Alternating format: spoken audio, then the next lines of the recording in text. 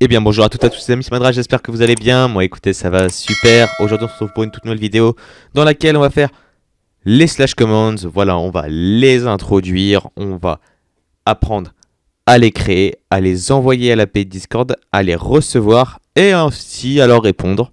Voilà, c'est le plus important et c'est ce qui vous intéresse. Sur ce, c'est parti. Il y a Nexus Game qui sponsorise cette chaîne. Si vous ne connaissez pas, c'est un hébergeur qui propose plein de types d'hébergement. Donc vous avez tout ce que vous voulez. Un staff vraiment à l'écoute, un support client parfait. Et avec tout ça, vous avez moins 15% avec mon code MAT15. Tout est dans la description. Bien, on va d'abord commencer par faire 2-3 petits ajustements comme d'habitude.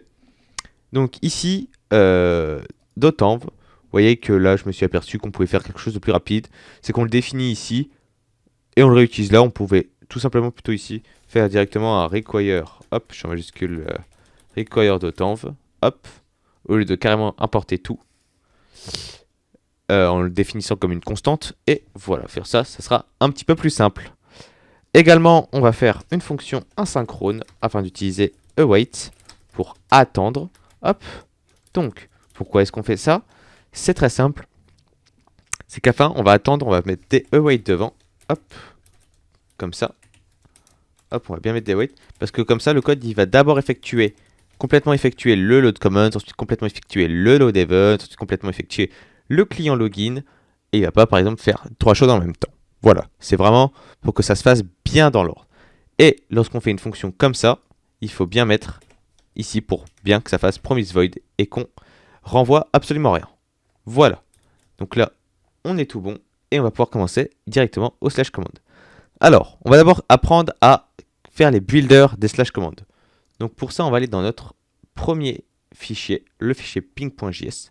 Voilà, on s'était quitté comme ça. Et là, je vais vous apprendre à faire le builder. Donc un builder, qu'est-ce que c'est? Si vous allez sur la documentation de Discord.js, comme d'habitude, il faut que vous cliquez sur module doc. Voilà. Et dans la classe, dans les paramètres ici, vous choisissez la catégorie builders. Voilà. Donc les builders, ce sont des classes qui vont vous renvoyer des objets. Le plus souvent, après, ça peut être des arrêts d'objets, mais le plus souvent, ça sera quand même des objets. Et chaque méthode va mettre un paramètre à votre slash commande. Par exemple, .setName, .setDescription, etc. Donc vous avez les propriétés.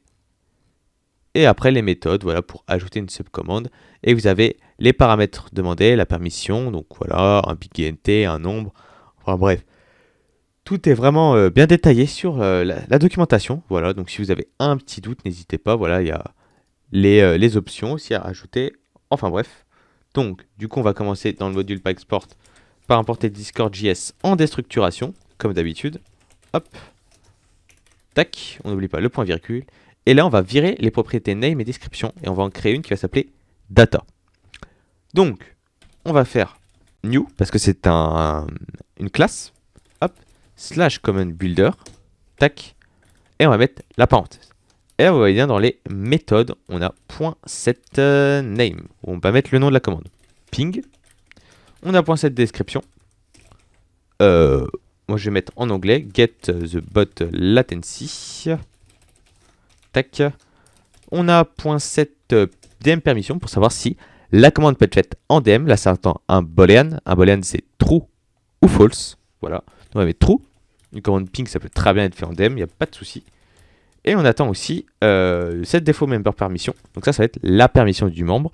S'il y a une permission, vous importez permission flag bits. Et là, vous avez toutes les permissions qui vont renvoyer les bons big int. Voilà, au lieu d'apprendre par cœur les big int, ou d'aller les rechercher directement sur une documentation de Discord Developer. Là, vous avez absolument tout. Hop. Et quand vous ne voulez pas en mettre, vous mettez nul, ou vous ne mettez même carrément pas la méthode. Moi, je vais quand même la mettre, juste histoire de dire. Voilà. Et là, on va pouvoir mettre une petite virgule. On va pouvoir enlever le async, là aussi, qui ne servait à rien, puisqu'il n'y a pas besoin de fonction asynchrone. Nous n'avons pas de await. Voilà. On en a fini pour la commande ping. On a bien fait le builder, et on peut passer au reste. Donc, pour setup les slash commandes, il y a deux manières de faire. Soit directement avec la méthode REST, la méthode API REST, soit on peut le faire directement via Discord.js en lui-même, en ayant dans l'event ready. Bon, vous voyez, j'ai juste modifié ici, j'ai mis bot, client is online, je trouvais ça un petit peu plus stylé. Très bien. Donc pour ça, il y a une propriété dans client, il y a application.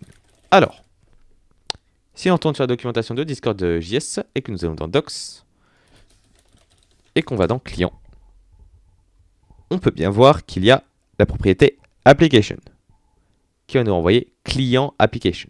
Donc ça va nous renvoyer toutes les applications du robot. Voilà.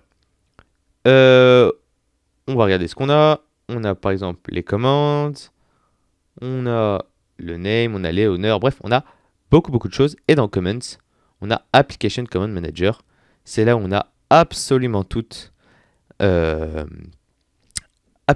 les slash commands, les contextes menus, etc., etc. Voilà. Donc, on va faire application.command. Et là, il va falloir mettre nos commandes. Donc, on va faire .set pour mettre, pas pour créer, on va aller mettre. On avait .create, on avait .delete, on avait .edit, on avait aussi .fetch, mais .set c'est vraiment pour mettre comme set all documents, c'est bien ce qui est dit. Voilà. Donc, nous ce qu'on va faire, c'est qu'on va d'abord console.log client.commands. Voilà. Et vous allez voir ce que ça va nous donner, client.commands. Hop, on fait notre main. Et on a une petite erreur. Tac. Ah oui, c'est pas une erreur que vous êtes censé avoir. Qu'est-ce que je dis ici? Si. C'est une erreur qu'on est censé avoir, c'est parce qu'on a rien mis dans le set. Voilà, c'est normal. Hop. Et là, vous voyez bien qu'on a notre collection de commandes. On a la commande ping qui renvoie au data, donc à notre slash command builder. Hop, sur lequel on a name, etc. Et on a notre fonction run qui est le code de notre commande. Voilà. Donc on voit bien que on peut mettre directement le ping. On peut mettre directement la description, etc. Donc si on fait point data lors de la commande, ça sera bon. Parce que ça nous renverra la data de slash command builder. Et c'est ce que Discord, l'API Discord veut. Donc pour ça, on va avoir besoin d'un arrêt. Quoi de mieux que la fonction map pour ça? La fonction map, c'est une fonction qui renvoie un arrêt depuis une collection, une map. Voilà. C'est le but de la fonction map. Si jamais vous voulez en apprendre plus, vous tapez map function mdn. Voilà. Et voilà. Vous avez ici. Ça crée un arrêt. Vous voyez bien. Hop, depuis un arrêt. Et ça fait ça. Voilà. On est bon. Je vais vous bien expliquer. Donc, on va faire du coup client.commands, qui est notre collection des commandes. .map, du coup, dans laquelle on va mettre commande. Hop. Et que pour chaque commande, on veut retourner commande.data. On peut mettre un point virgule. Hop. Et on est bon. Tac. Et voilà. On va tester. On va juste mettre... Non, je ne pense même pas qu'on en ait besoin finalement. Hop. Tac. Et là. Si on fait ça, on a bien notre commande ping qui est enregistrée. On peut l'envoyer. Mais elle ne répond pas. Pourquoi est-ce qu'elle ne répond pas? Parce qu'on envoie, mais on n'attend pas leur retour. Pour attendre leur retour, il y a un événement qui s'appelle Interaction Create. Hop, encore une fois, client. Et dans les événements, on voit bien qu'il y a Interaction Create juste ici. Et ça n'attend qu'un seul paramètre qui est interaction. Et ça renvoie base interaction. D'accord. On va s'imprégner de ça. Et on va faire interaction create.js. On va encore une fois apporter Discord.js en déstructuration. Comme d'habitude, on en a bien besoin. Et on va pouvoir commencer. Module.export. Hop. Et donc, name. On va importer events. Comme d'habitude. Depuis Discord.js. Hop. Point. Et là, on tape interaction create. Il est là. Et voilà. On va pouvoir faire le run. Hop. Et on aura besoin donc de clients que on apporte nous. Et l'interaction que les arguments de l'événement nous donnent. Voilà. Ce qu'on va faire, c'est qu'on va d'abord vérifier si la commande est bien ce qu'on appelle un chat input interaction. C'est une slash commande. Chat input, voilà. Vous avez compris, c'est de l'anglais. J'espère que vous êtes bilingue. Enfin bref. Donc pour ça, on a vu que interaction renvoyait deux bases interaction. Et on regarde bien, il y a .type pour vérifier le type.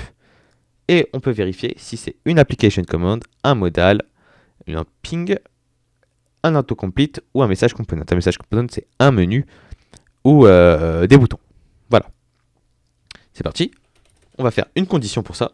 If interaction.type est strictement égal à interaction type, qui est juste ici. Hop. Point, du coup, applications command. Donc si c'est ça, on va d'abord rechercher la commande.